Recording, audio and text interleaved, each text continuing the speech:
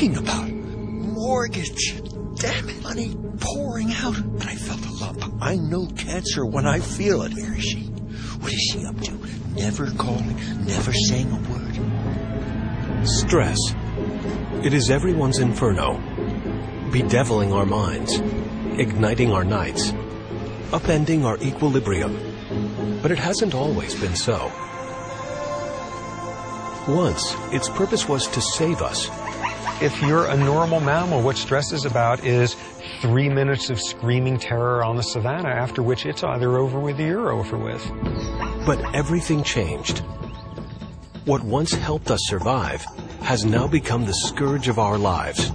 And I just burst into tears. And wept. And wept. Today, scientific discoveries in the field Got him. Good. and in the lab prove that stress is not a state of mind, but something measurable and dangerous. This is not an abstract concept. It's not something that maybe someday you should do something about. You need to attend to it today. In some of the most unexpected places, scientists are revealing just how lethal stress can be. Chronic stress could do something as unsubtle and grotesque as kill some of your brain cells. The impact of stress can be found deep within us, shrinking our brains, adding fat to our bellies, even unraveling our chromosomes. This is real. This is not just somebody whining. Stress, savior, tyrant, plague. Its portrait revealed.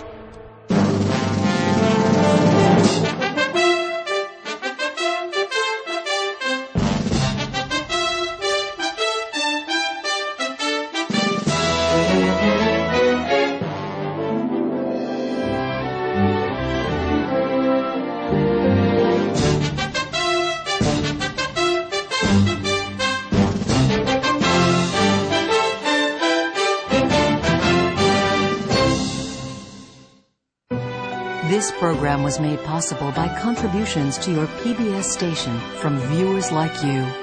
Thank you. All of us have a personal relationship with stress, but few of us know how it operates within us, or understand how the onslaught of the modern world can stress us to the point of death. Fewer still know what we can do about it.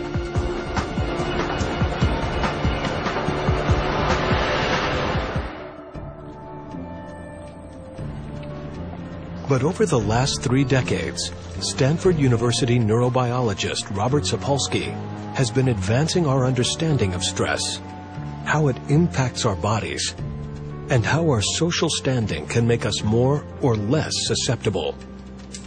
Is the aggregate bad news. And Most of the time, you can find him teaching and researching in the high-achieving, high-stressed world of brain science. This week's paper is this huge contrast between classical. But that's only part of his story.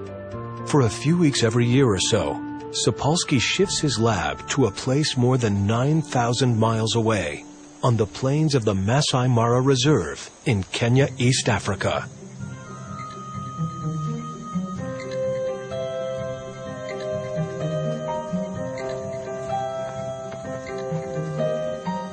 Robert Sapolsky first came to Africa over 30 years ago on a hunch. He suspected he could find out more about human stress and disease by looking at non-humans. And he knew just the non-humans. You live in a place like this, you're a baboon, and you only have to spend about 3 hours a day getting your calories. And if you only have to work 3 hours a day, you got 9 hours of free time every day to devote to making somebody else just miserable.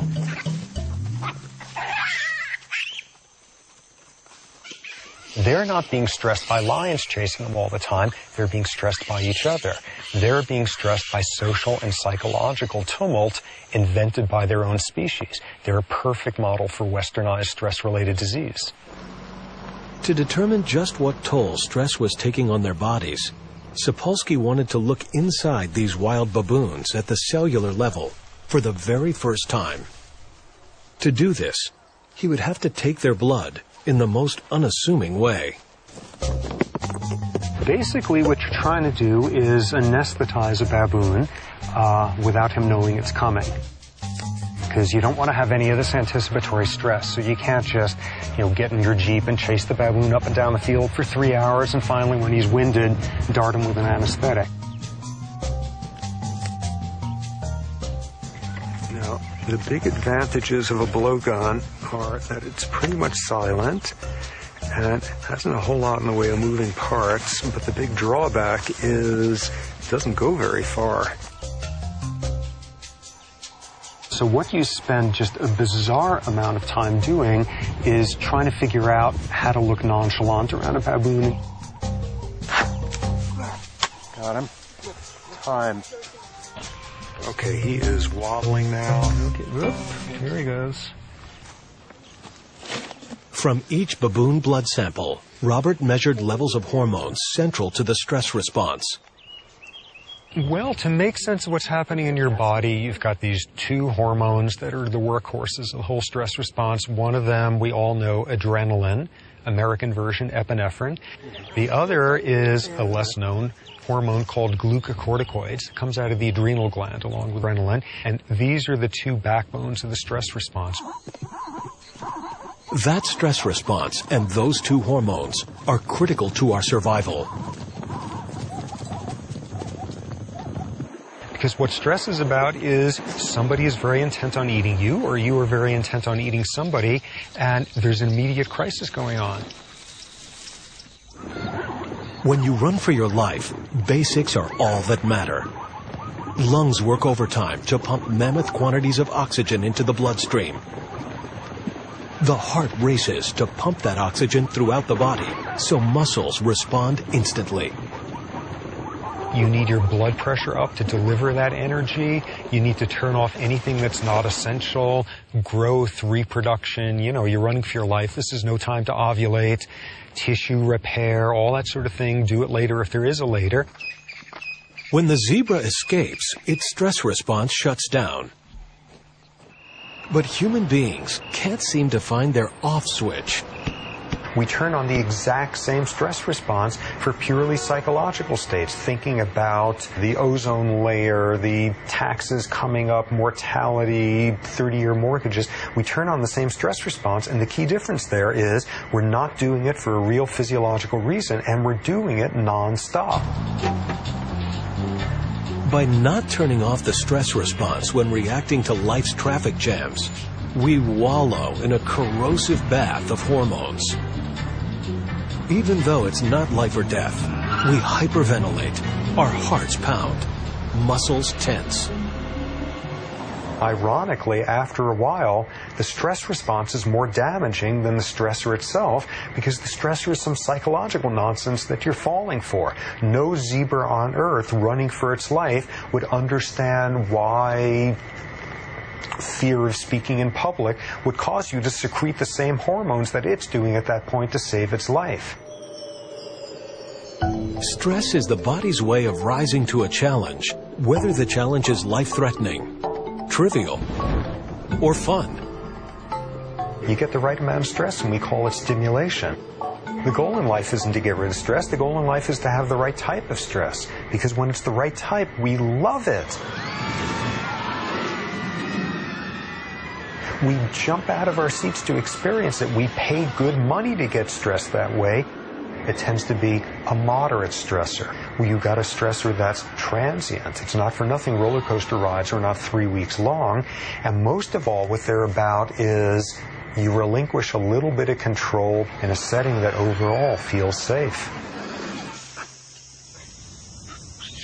But in real life, for so many of us primates, including Robert's baboons, control is not an option.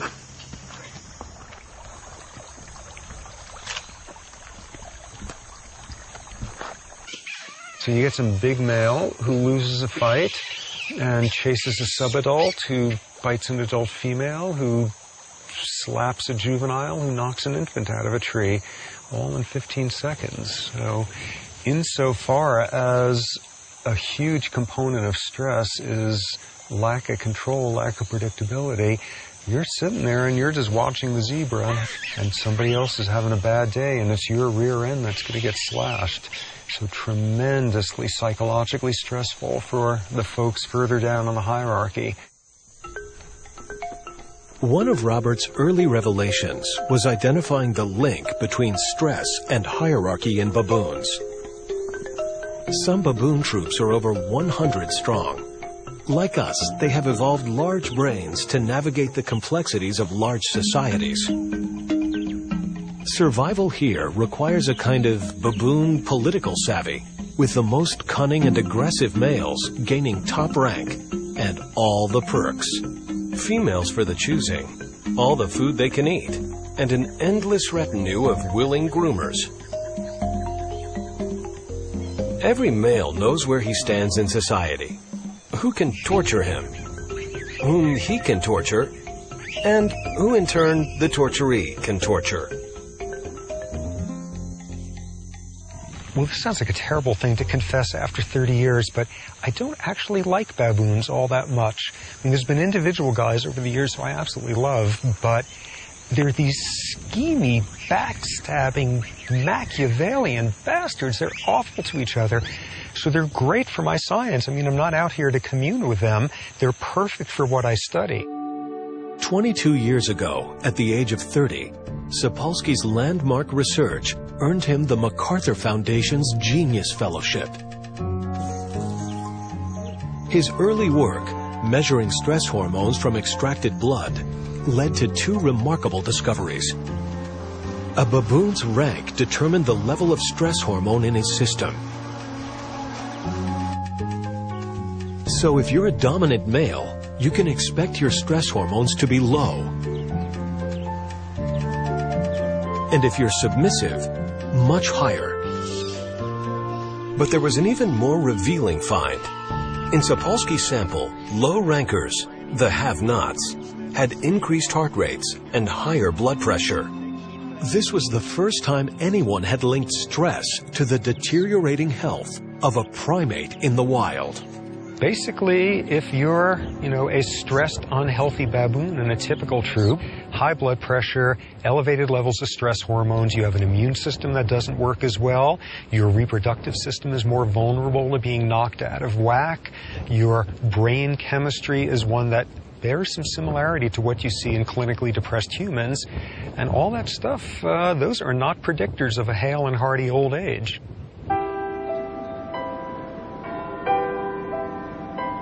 Could this also be true for that other primate? As Robert Sapolsky was monitoring stress in baboons, Professor Sir Michael Marmot was leading a study in Great Britain that tracked the health of more than 28,000 people over the course of 40 years. It was named for Whitehall, citadel of the British Civil Service, where every job is ranked in a precise hierarchy. The perfect laboratory to determine whether in humans there might be a link between rank and stress. I mean, that's the thing about stress. I think you've got to look at it in both acute terms and chronic terms. And I think I've been under chronic stress in this organisation simply because I'm a square peg in a round hole. Kevin Brooks is a government lawyer. His rank, level 7, means he has little seniority in his department. He lives the life of a subordinate. I think what I was most aware of at the time was the workload and how I had most of it under control, but one of my cases wasn't wholly under control. I'd let it slip.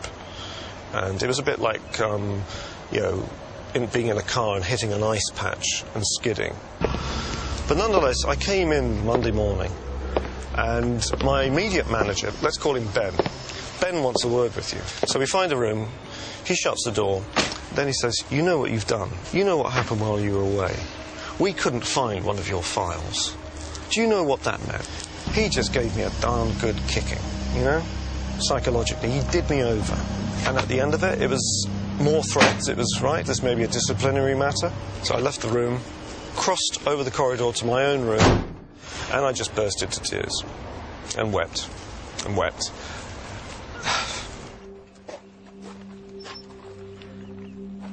Sarah Woodall also works for the government. Unlike Kevin, she is a senior civil servant. There are about 160 people reporting to me ultimately, one way or another, within the sector. I do really enjoy working in the civil service. It's quite a dynamic environment. It can be quite exciting. I like working with lots of people. So yeah, I do really enjoy my job. Such dramatically different reflections dramatize one of the most astounding scientific findings in the Whitehall study. Firstly, it showed that the lower you were in the hierarchy, the higher your risk of heart disease and other diseases. So people second from the top had higher risk than those at the top. People third from the top had higher risk than those second from the top. And it ran all the way from top to bottom. We're dealing with people in stable jobs with no industrial exposures. And yet, your position in the hierarchy intimately related to your risk of disease and length of life. I've been very lucky. I haven't ever experienced any problems with my health. Since I've been in the senior civil service, I haven't had a day off with ill health. So I've been very fortunate. In my own situation, I think that my career is pretty much tainted. It's pretty much arrested. Because I've had, for instance, for the last 3 years at work, I've been off sick for probably half that time. This particular study is sort of the Rosetta Stone of the whole field because it's the British civil service system. Everybody's got the same medical care.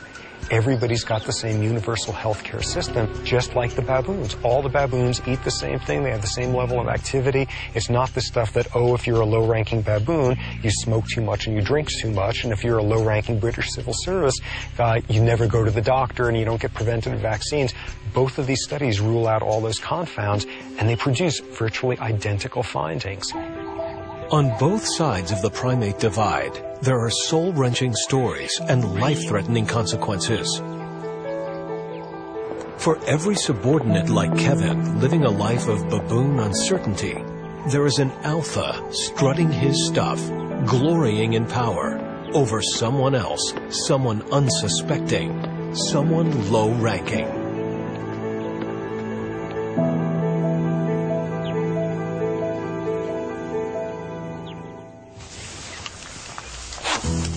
Got him.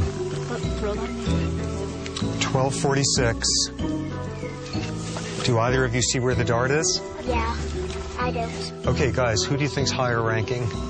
Our guy. Yeah.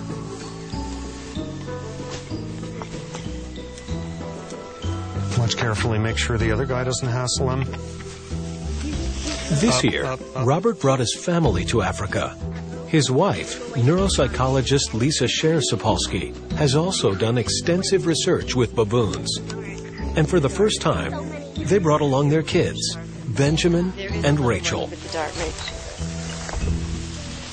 As asleep as he looks.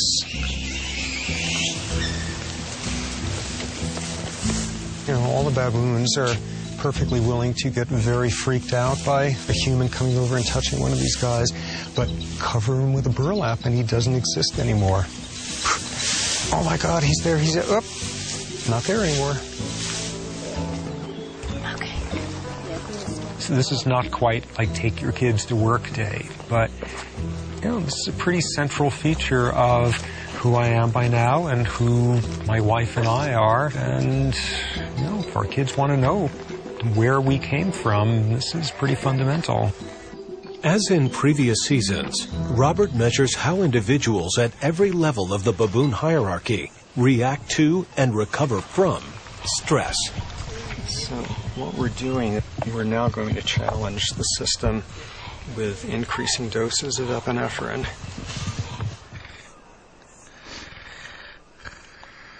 The baboon's response is immediately picked up in its blood, vital signs that can be deep frozen in perpetuity. It's this storehouse of potential knowledge, and I got 30 years of those blood samples frozen away at this point because you never know when some new hormone or some new something or other pops up, and that's the thing to look at and start pulling out those samples back to when, you know, Jimmy Carter was president. 150. 25. Anticipating the long reach of stress is a recent idea. For when Robert was Rachel's age, scientists believed stress was the cause of only one major problem. This is a picture of a major American personnel problem. An ugly sore that doctors call a peptic ulcer, eating away at the wall of a man's stomach.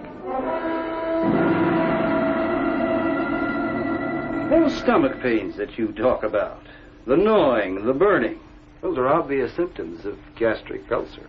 30 years ago, what's the disease that comes to everybody's mind when you mention stress? It's ulcers. Stress and ulcers, stress and ulcers. And this was the first stress-related disease discovered, in fact, 70 years ago. What I want you to do is to work on your attitude. My attitude? That's right. Ulcers breed on the wrong kind of feelings. You've got to be honest with yourself about the way you feel about it.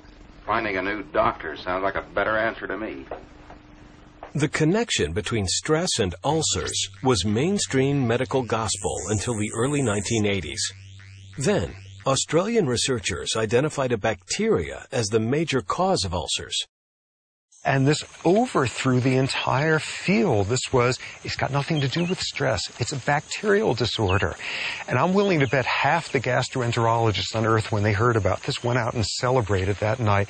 This was like the greatest news. Never again were they going to have to sit down their patients and make eye contact and ask them, how's it going? So anything stressful, it's got nothing to do with stress. It's a bacterial disorder. So no longer would the solution be stress management. Now it could be something as simple as a pill. It was a major breakthrough. Stress didn't cause ulcers. Case closed. But a few years later, the research took a new twist. Scientists discovered that this ulcer-causing bacteria wasn't unique. In fact, as much as 2/3 of the world's population has it.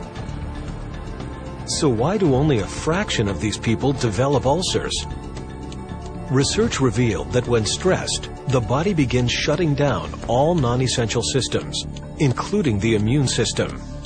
And it became clear that if you shut down the immune system, stomach bacteria can run amok. Because what the stress does is wipe out the ability of your body to begin to repair your stomach walls when they start rotting away from this bacteria. So stress can cause ulcers by disrupting our body's ability to heal itself.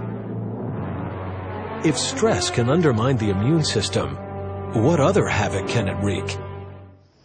One answer comes from a colony of captive macaque monkeys near Winston-Salem, North Carolina. People think of stress as something that keeps them up at night or something that makes them yell at their kids. But when you ask me, what is stress? I say, look at it. It's this huge plaque in this artery. That's what stress is. For 2 decades, Dr. Carol Shively has been studying the arteries of macaques. Like baboons and British civil servants, these primates organize themselves into distinctly hierarchical groups and subject one another to social stress.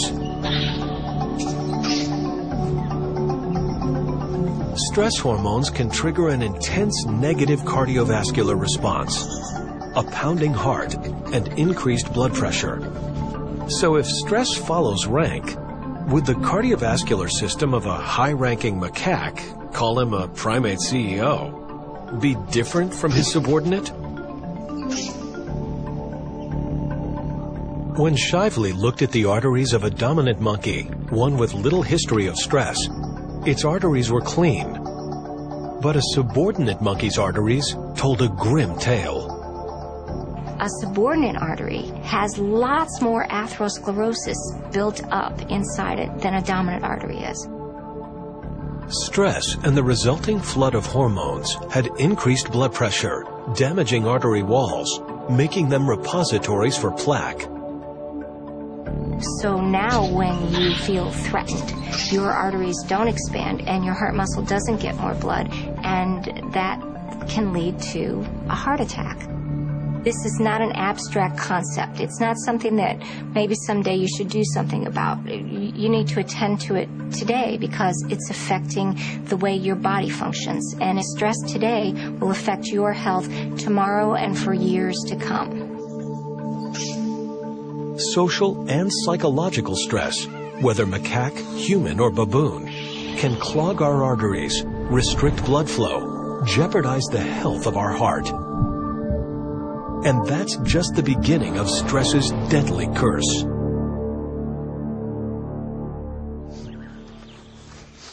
Robert's early research demonstrated that stress can work on us in an even more frightening way. Well, back when I was starting in this business, what I wound up focusing on was what seemed an utterly implausible idea at the time, which was chronic stress and chronic exposure to glucocorticoids could do something as unsubtle and grotesque as kill some of your brain cells. As a PhD candidate at Rockefeller University in the early 80s, Sapolsky collaborated with his mentor, Dr. Bruce McEwen, to follow the path of stress into the brain. They subjected lab rats to chronic stress and then examined their brain cells. The team made an astonishing find. While the cells of normal rat brains have extensive branches, stressed rats' brain cells were dramatically smaller. And what was most interesting in many ways was the part of the brain where this was happening, hippocampus. You take intro neurobiology anytime for the last 5,000 years, and what you learn is hippocampus is learning and memory.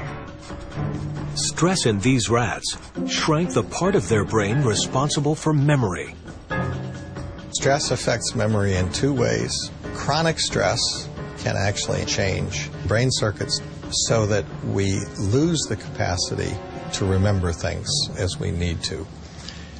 Very severe acute stress can have another effect, which is often we refer to as stress makes you stupid, which is making it impossible for you over short periods of time to remember things you know perfectly well.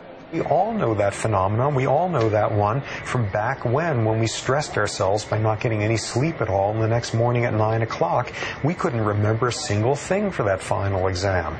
You take a human and stress them big time, long time, and you're going to have a hippocampus that pays the price as well. In addition to undermining our health, stress can make us feel plain miserable. Carol Shively set out to find out why. She began not with misery, but with pleasure. Shively suspected that there was a link between stress, pleasure, and where we stand on the social hierarchy. Just like stress, pleasure is linked to the chemistry of the brain. When a neurotransmitter called dopamine is released in the brain, it binds to receptors signaling pleasure.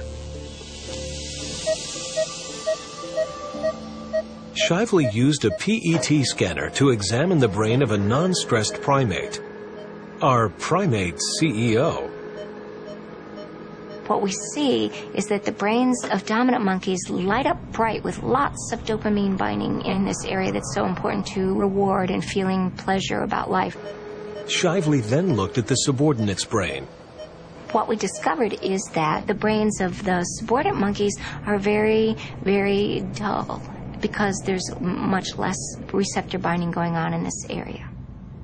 Why is that? What is it about this area of the brain? When you have less dopamine, everything around you that you would normally take pleasure in is less pleasurable. So the sun doesn't shine so bright, the grass is not so green, food doesn't taste as good. It's because of the way your brain is functioning that you're doing that, and your brain's functioning that way because you're low on the social status hierarchy. One feature of low rank is being low ranking, the reality. An even stronger feature by the time you get to humans is not just being low ranking or poor, it's feeling low ranking or poor. And one of the best ways for society to make you feel like one of the have-nots is to rub your nose over and over and over again with what you don't have. Richmond, California, a town where society's extremes can be spotted right from your car. This is cardiologist Jeffrey Ritterman's regular commute. You can can learn a lot about the stress and health outcome just from the neighborhoods you visit. In this neighborhood, the life expectancy is quite good, and most of the people are pretty healthy. And as we reach the top of the hill, it gets to be a little bit less privileged. And as we make this transition, the social status begins to drop, and correspondingly, in those areas, the health outcome is much worse. And these people are not going to have the same life expectancy as the people in the middle-class area we started in. People are on guard. People are vigilant. They're living a more stressful life. This is a community that produces high stress hormones in people, and over time, it takes its toll. One of Dr. Ritterman's patients is 65-year-old Emmanuel Johnson. His career? Guidance counselor in one of America's most dangerous neighborhoods. Well, last year, I think we had 47 homicides. You know, in the last 4 days, we had 11 shootings, 3 deaths. And I just know 9 times out of 10, it's going to be a relative or someone that the kids know. For Emmanuel Johnson, there is a price for chronic exposure to this stress. 5 years ago, I had a heart attack. I'm a diabetic, too. I have to work on it constantly. I've been in this business 20 years, so it's stressful, just working the job. So over the years, the cholesterol, the blood pressure, sugar came on later, but the stress was always there long before they came on. Emmanuel Johnson's body may be telling yet another story of stress. The Whitehall study in England found an incredible link between stress, your position in the social hierarchy, and how you put on weight. So it may not be just putting on weight, but also the distribution of that weight. And the distribution of that weight, putting it on round the center, is related to position in the hierarchy, and that in turn may be related to chronic stress pathways. So we said, does that happen in monkeys? Because they organize themselves in a hierarchy too. And it turns out that it does. Subordinate monkeys are more likely to have fat in their abdomen than are dominant monkeys. I think the most amazing observation that I've made in my lab is this idea that stress could actually change the way you deposit fat on your body. To me, that was a bizarre idea that you could actually alter the way fat is distributed. Sapolsky, Shively, and others think stress could be a critical factor in the global obesity epidemic. Even worse, fat brought on by stress is dangerous fat. You know that fat carried on the trunk or actually inside the abdomen is much worse for you than fat carried elsewhere on the body. It behaves differently. It produces different kinds of hormones and chemicals and has different effects on your health. Whatever it is that works for an individual, they need to value stress reduction. I think the problem in our society is that we don't value stress reduction. We, in fact, value the opposite. We admire the person who not only multitasks and does 2 things at once, but does 5 things at once. We kind of admire that person. How do they manage that, you know? Well, that's incredibly stressful way to live. We have to change our values and value people who understand a balanced and serene life.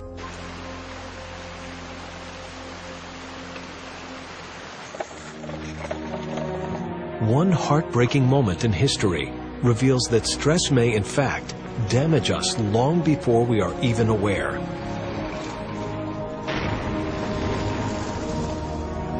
Holland, late 1944. A brutal winter and a merciless army of occupation conspire to starve a nation. It is known as the Dutch Hunger Winter. For those who survive today, these are haunting memories.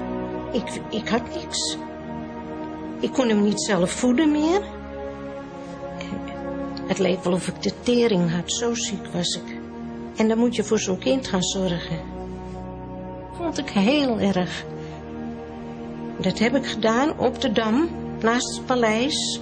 En ik heb gevraagd aan de kosteres, wilt u zolang als de oorlog duurt mijn kindje grootbrengen? Want ik kan het niet. Dutch researcher Tessa Roseboom had heard many of those tragic memories. She and her team wanted to know if there were any lingering effects.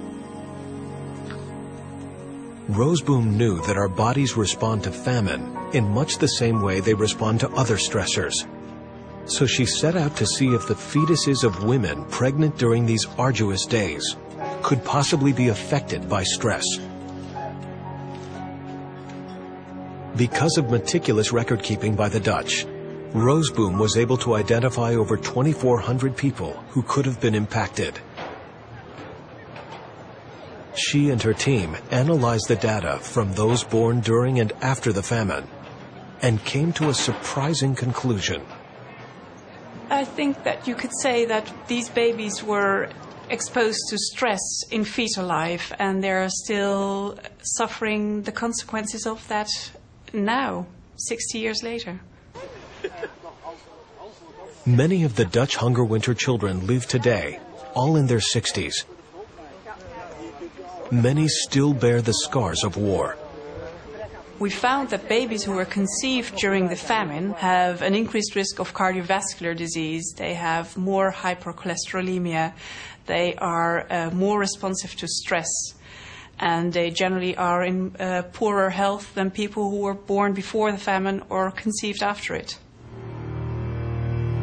Researchers think that stress hormones in a mother's blood triggered a change in the nervous system of the fetus as it struggled with starvation. This was the fetus's first encounter with stress.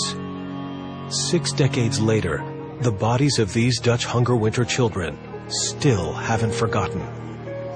What we now know is it's not just your fat cell storage that winds up being vulnerable to events like this. It's your brain chemistry. It's your capacity to learn as an adult. It's your capacity to respond to stress adaptively rather than maladaptively. How readily you fall into depression. How vulnerable you are to psychiatric disorders. Yet another realm in which early experience and early stress can leave a very bad footprint. If I had had an option, I would not have opted to be bipolar. But now that I am bipolar, I'll have to live with it. Dus dan heb je dat gevoel van als je wat soepeler leeft, dat je dat niet hebt. Ik kan het niet echt zeggen. Ik ben wel gauw boos. What the Dutch hunger winter phenomenon is about is experience environment starts long before birth, and adverse, stressful environments can leave imprints, can leave scars lasting a whole lifetime.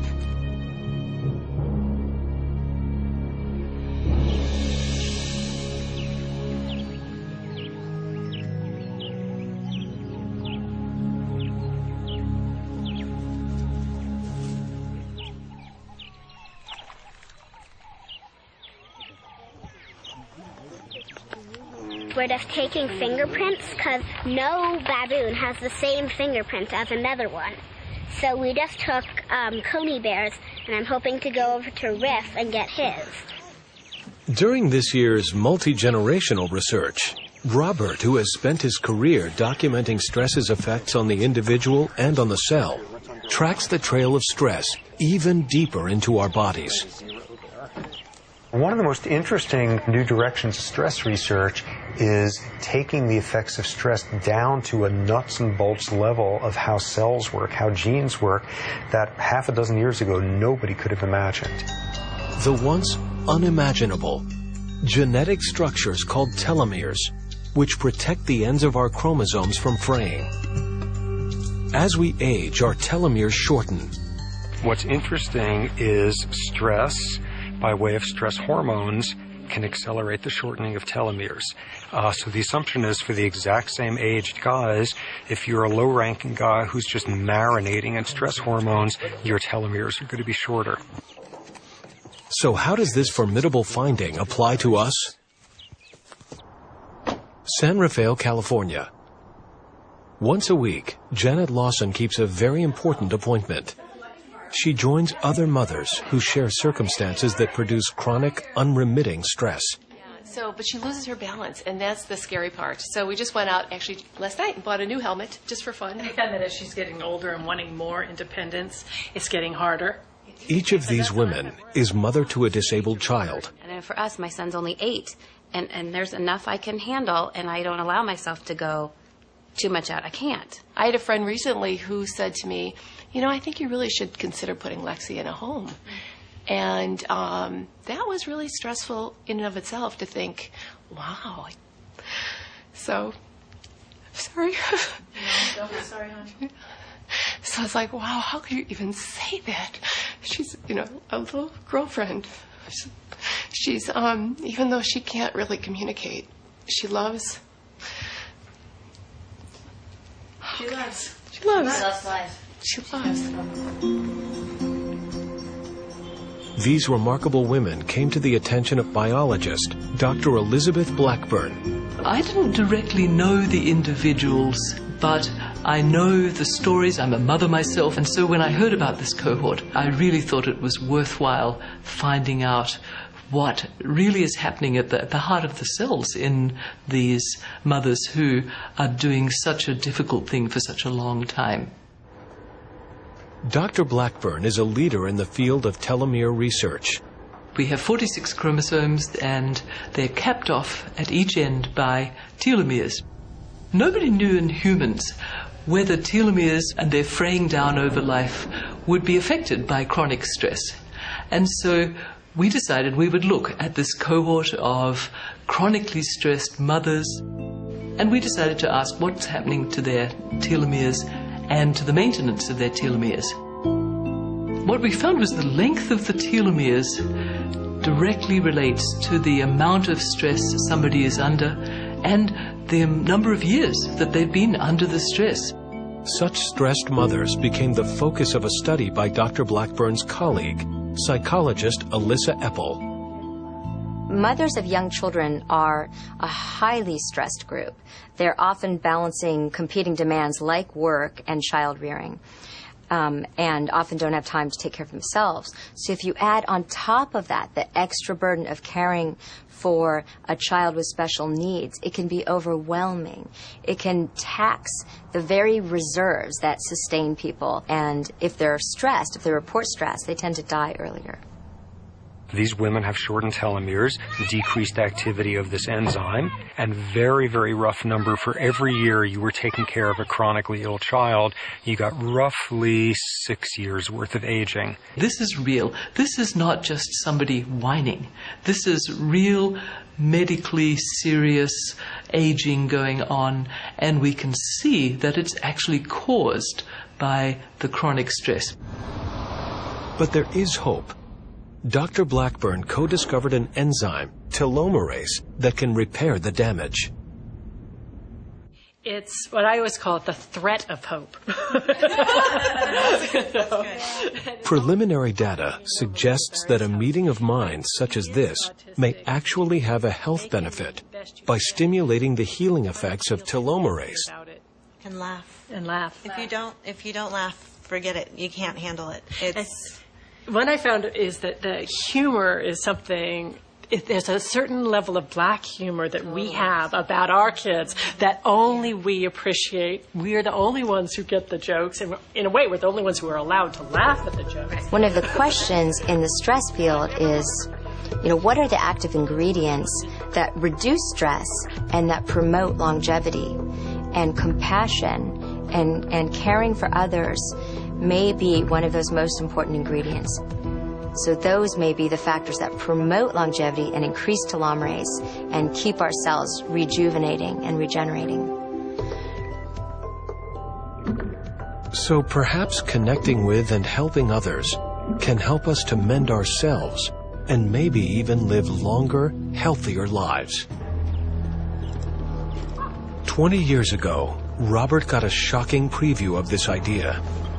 The first troop he ever studied, the baboons he felt closest to and had written books about, suffered a calamity. It would have a profound effect on his research. The Kikarok troop is the one I started with 30 years ago. And they were your basic old baboon troop at the time, and which means males were aggressive and society was highly stratified and females took a lot of grief, and your basic off-the-rack baboon troop. And then by now, almost 20 years ago, something horrific and scientifically very interesting happened to that troop. The Kikarok troop took to foraging for food in the garbage dump of a popular tourist lodge. It was a fatal move. The trash included meat tainted with tuberculosis. The result was that nearly half the males in the troop died. Not unreasonably, I got depressed as hell and pretty damn angry about what happened. You know, you're 30 years old, you can afford to expend a lot of emotion on a baboon troop, and there was a lot of emotion there. For Robert, a decade of research appeared to have been lost. But then he made a curious observation about who had died and who had survived. It wasn't random who died. In that troop, if you were aggressive, and if you were not particularly socially connected, socially affiliative, you didn't spend your time grooming and hanging out, if you were that kind of male, you died. Every alpha male was gone. The Kikarok troop had been transformed. And what you were left with was twice as many females as males, and the males who were remaining were, just to use scientific jargon, they were good guys. They were not aggressive jerks. They were nice to the females. They were very socially affiliative. It completely transformed the atmosphere of the troop. When male baboons reach adolescence, they typically leave their home troop and roam, eventually finding a new troop. And when new adolescent males would join the troop, they'd come in just as jerky as any adolescent males elsewhere on this planet, and it would take them about 6 months to learn, we're not like that in this troop.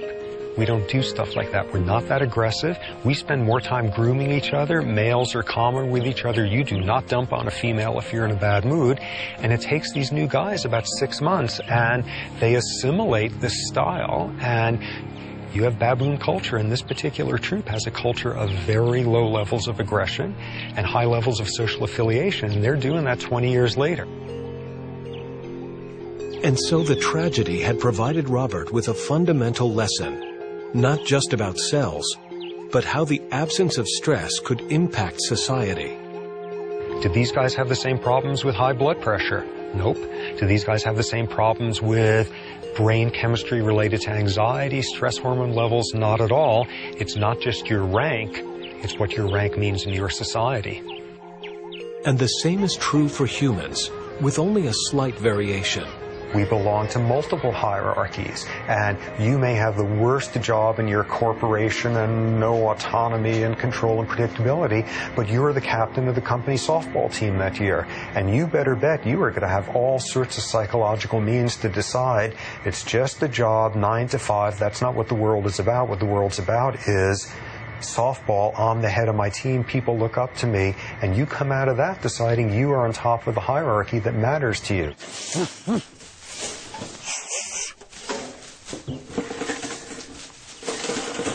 Well, that worked.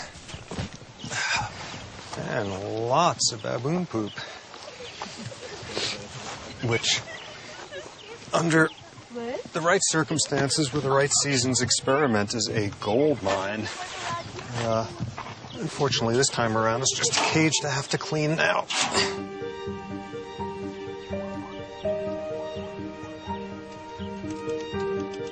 I'm studying stress for 30 years now, and I even tell people how they should live differently. So presumably I should have incorporated all of this, and the reality is, I'm unbelievably stressed and type A and poorly coping, and why else would I study this stuff 80 hours a week? No doubt everything I advise is going to lose all its credibility if I keel over dead from a heart attack in my early 50s. Nah, I'm not good at dealing with stress. One thing that works to my advantage is I love my work and I love every aspect of it, so that's good. But nonetheless, This is pretty clearly a different place than the savannah in East Africa. You know, you can do science here that's very different and more interesting in some ways. You can have hot showers on a more regular basis. It's a more interesting, varied world in lots of ways, but you know, there's a lot out there that you sure miss.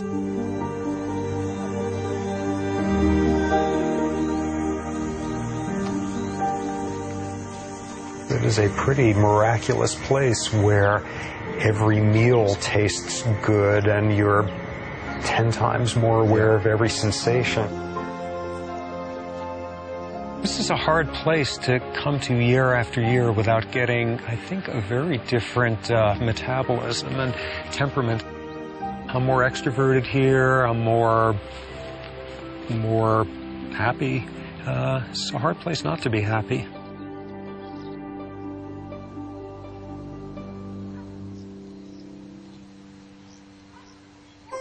So one antidote to stress may be finding a place where we have control. But how do we reckon with all the time we spend at work? I would say what we've learned from the Whitehall study, from the study of the non-human primates, is the conditions in which people live and work are absolutely vital for their health. Senior civil servant Sarah Woodhall enjoys the benefits of control. I don't think I suffer from stress. I don't work 100 hours a week. I control the amount of work that I do to make sure that I can continue to deliver long term. Control, the amount of control, is intimately related to where you are in the occupational hierarchy. And what we have found is, in general, where people report to us that things have got worse, that the amount of work stress has gone up, their illness rates go up. Where people report to us that they've got more control, they're being treated more fairly at work, there's more justice in the amount of treatment, so things are getting better, the amount of illness goes down. I've been very lucky. I haven't ever experienced any problems with my health. But not everyone is so lucky. So is there a prescription for the vast majority of us who aren't at the top? Give people more involvement in the work, give them more say in what they're doing, give them more reward for the amount of effort they put out, and it might well be you'll have not just a healthier workplace, but a more productive workplace as well. I've managed to achieve a degree of control. At the moment, I'm in a really good position. This is the first time where I feel I've had a boss who appreciates me. He doesn't dominate team meetings, he sits back. He invites people to contribute. He lets other people chair. He's a real manager. And he, from the start, when I returned after my latest sick leave just 6 months ago, he was so positive. I think I feel sufficiently empowered.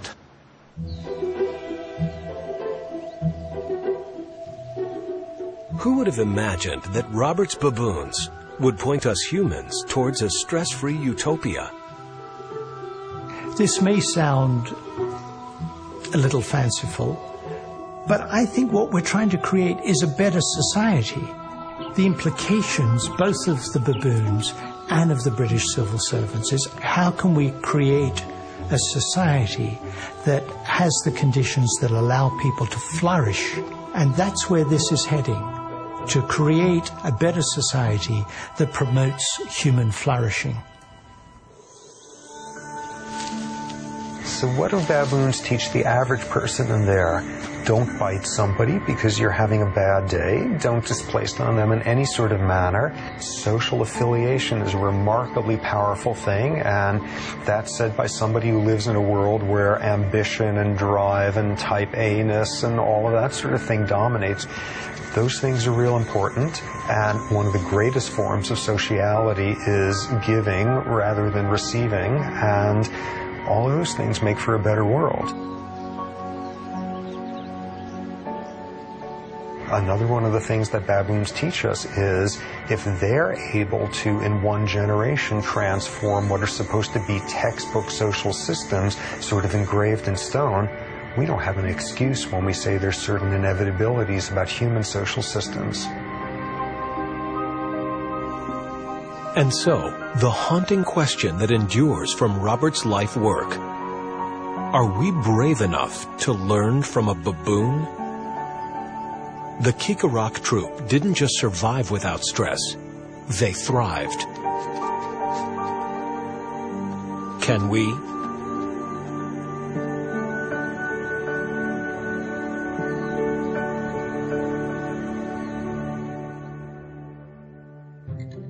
To order Stress, Portrait of a Killer on DVD, call PBS Home Video at 1-800-PLAY-PBS or visit us online at shoppbs.org.